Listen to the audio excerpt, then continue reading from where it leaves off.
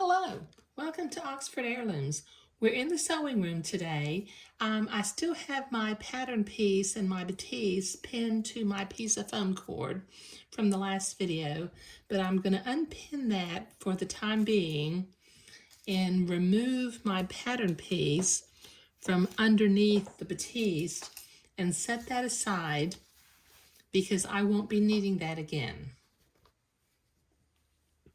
Okay, now once again, I'm going to stretch my collar piece that I have not cut out. Notice it's still just one large rectangular piece of batiste. And I'm going to take a few silk pins and I'm going to pin this to the foam core at the four corners and a couple of places in the middle.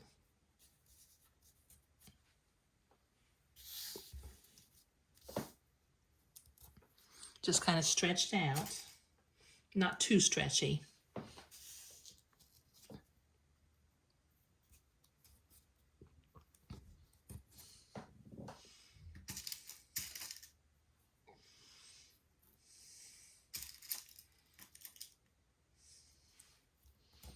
Okay, so I have the collar pinned to the foam core board. Now what I'm going to want to do is I've got my French Malines lace, and what we want to do is we want to begin to insert it along these scallop lines. But the way I'm going to insert it is I'm going to insert this back scallop first, followed by the second back scallop, and then I'm going to overlay the front scallop on top of the two back scallops. So this is Malines lace, so it's one-sided, so I have to be careful with that.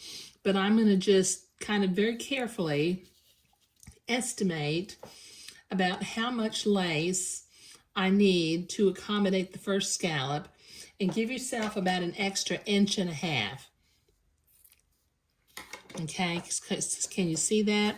I've extended off of the back of the collar, and I'm coming around the first scallop, and I've got about 2 inches hanging out here.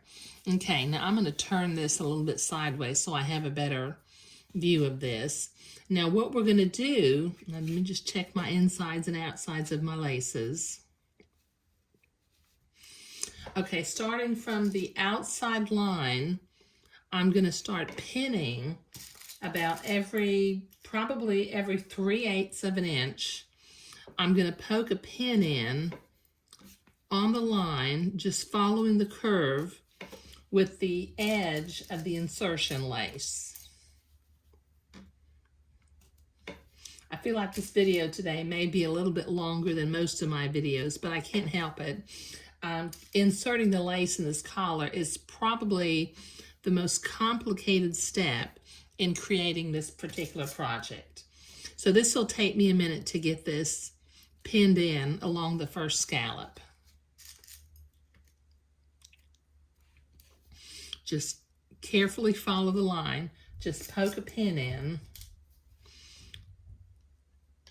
So let me get finished and I'll be right back. Okay, can you see how I have that pinned along the curved line? Now the next thing I'm going to do is I'm going to come back and I'm going to pin the lace to the fabric. Just using lots of silk pins to do this, because you want to stay where you're right on the line that we've drawn. Can you see what I'm doing? I'm coming back in and I'm pinning the lace to the batiste.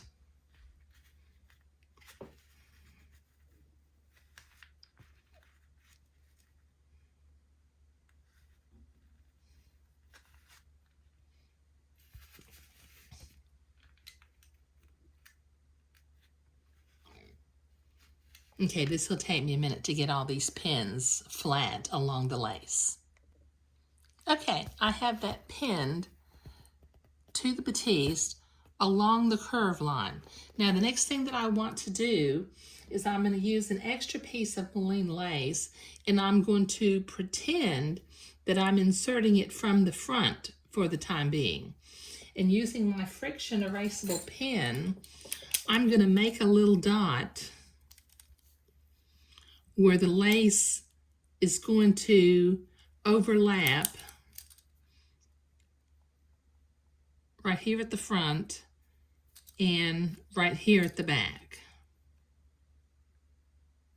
Just make a little mark with your friction erasable pen. And that way we'll know where to stop sewing. Okay? Move my lace out of the way. Okay, so I'm going to pull my standing pins out of the batiste for a minute. And the batiste comes loose from the foam core board, but the lace is still pinned to the batiste. Now I'm going to start, can you see these dots that I drew up here? I've got one dot that's drawn in right there next to that silk pin, and you can see the other dot right there.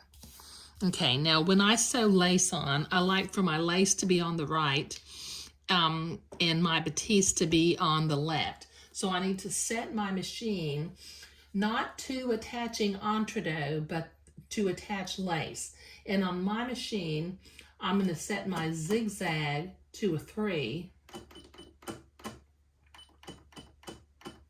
And I'm going to set my stitch length to a 0.6. Okay, because you want it to be a little bit wider than when you do entredot, but you also want the stitches to be a little bit more dense. Okay, now let me see if I can zoom in over here at the sewing machine. Okay, now I'm going to come in. I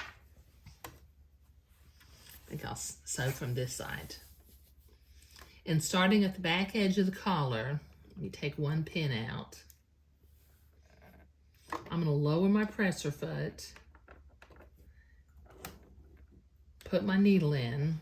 Okay, and then I'm going to slowly, taking the pins out as I come to them, I'm going to sew my way around from the back edge of the collar to this dot that I put right up here at the front. Just following the line that we drew on the batiste. And go real slow on this.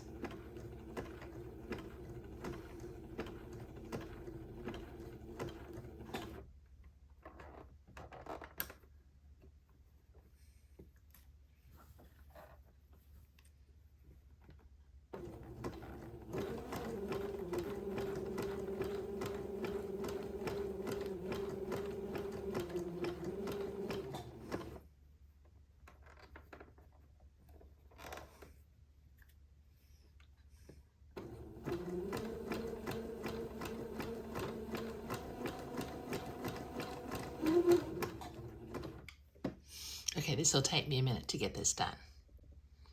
Okay, so I have sewn along the outside of the insertion lace following that curved line, and I overlapped from where the scallop came to a point to my little dot, and then I stopped sewing. I don't want to keep sewing because the other lace is going to come up and overlap.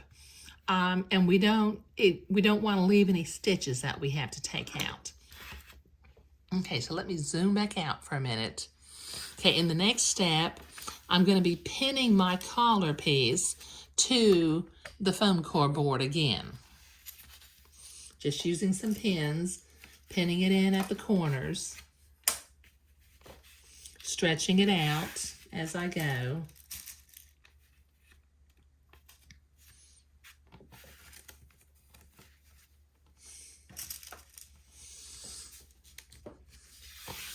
Pin it at the 4 corners and then pin it at the 4 halfway marks also.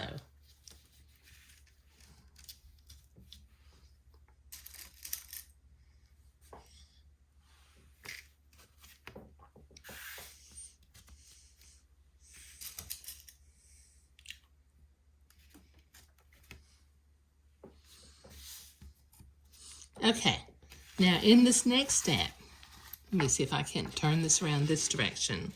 Okay, what we want to do is starting from the very middle center of, just kind of estimate the middle of the scallop. And you're going to want to put a pin in on the inside, the upper side of the insertion. And then very carefully using a silk pin and pulling one of the little header threads, we're going to begin to gather this lace until it forms a nice smooth curve. Just grab the little the gathering header about every 1 inch or so and just pull a little loop. Can you see these little loops that I'm pulling out? There's one little loop right here and one little loop right here. But just pull it until it forms a continuous smooth curve going around the inside edge.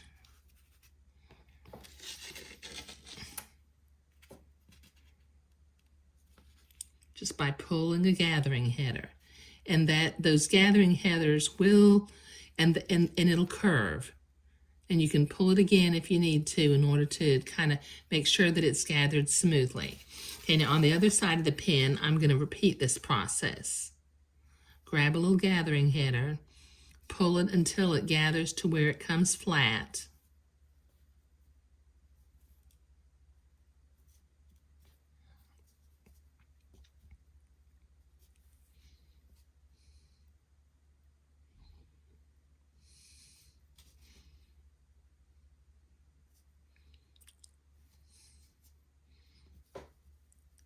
Just right up to that dot that we had up here.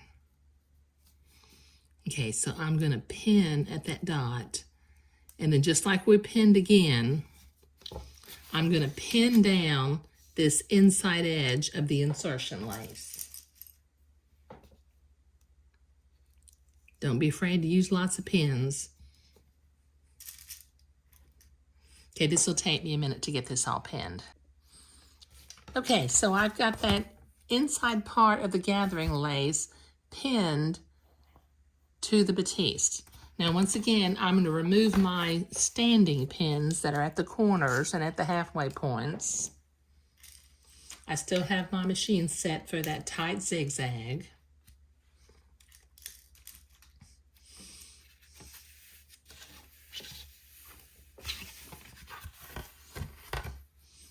And just following, I'm going to start up here at that dot that I drew with my friction erasable pen.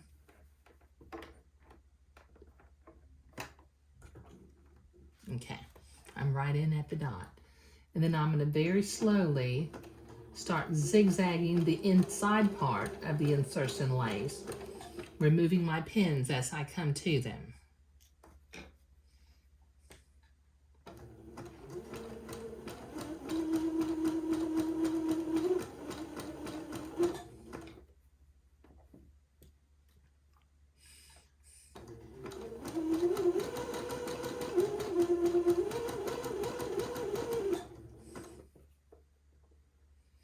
Okay, this will take me a minute to sew. Okay, so we've got our first piece of insertion lace sewn on to the collar on both sides. Now, I'm not going to trim anything away right now. I'm just going to leave that where it is. Now, I need to repeat this process. I've done the right-hand side of the collar. I need to repeat this process for the back left scallop of the collar. But since this just took such a long time to do, I'm not going to show myself do this one, but I'll be going through the same steps. I'll be pinning it along the line first, sewing it down, making some marks where the lace will end, and then gathering up the fabric with the header thread and sewing the inside piece. But that'll take me a minute to do. Okay, before I insert the next little piece of video, I'm going to put this one in, which is out of order.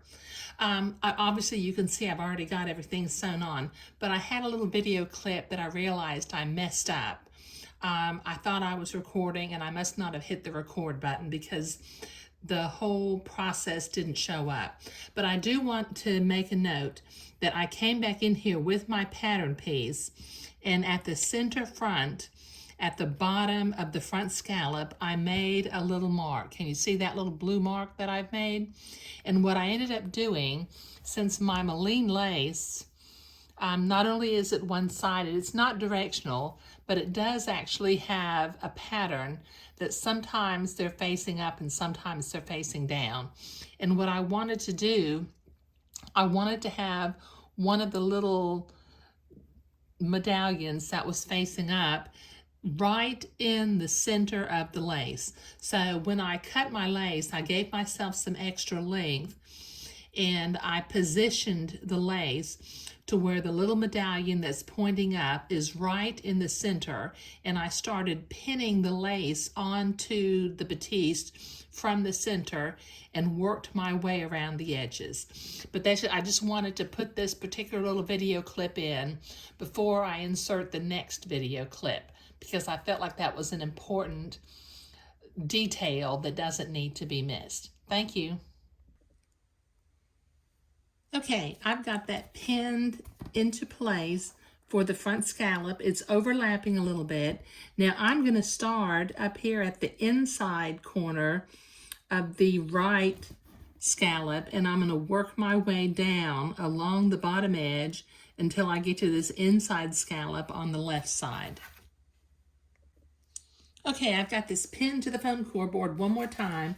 I'm going to gather the inside of the lace and pin it down just by grabbing a little gathering thread. I'm going to start here at the center, grab a gathering thread, pull it until it begins to curve, and about every 2 inches or so, just grab a gathering thread and pull until it curves smoothly and we can get that pinned down, but that'll take me a minute. Okay, so I have that pinned along the inside.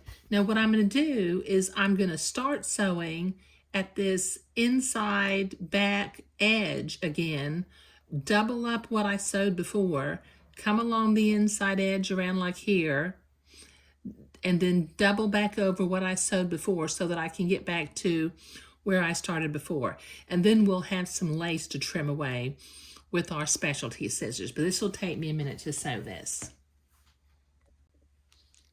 Okay, I've got that all sewn on. Now I'm going to take my specialty scissors and very carefully I'm going to cut away the excess lace that was hanging out. Cut it away right there and cut it away in all 4 places where it's hanging out.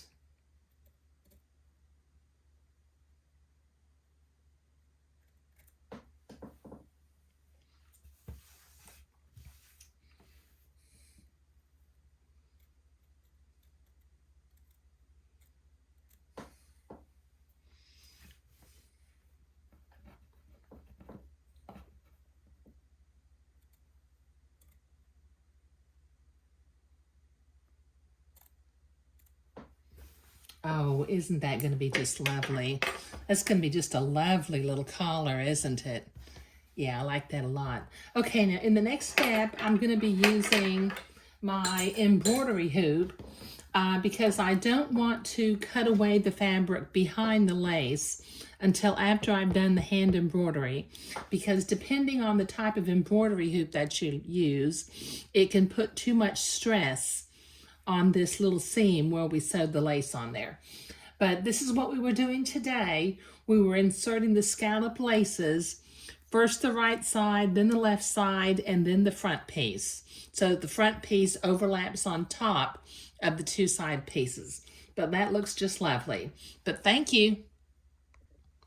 Oh, one more thing. Just in case you still haven't gotten a pair, I'm going to include a couple of links down below. I'm going to include a link for these specialty scissors because when we go to trim this lace from the back, they're almost the only tool to use to prevent cutting the lace itself. I'm also going to include a link to the little embroidery hoop that I use. And also, if you still needed some erasable pins, I'm not quite sure where all they sell these, but I know I bought mine the first time at a specialty fabric store, and the last couple of times I've ordered them, and I'll provide that link down below in the video description. But this is what we're doing today. Thank you.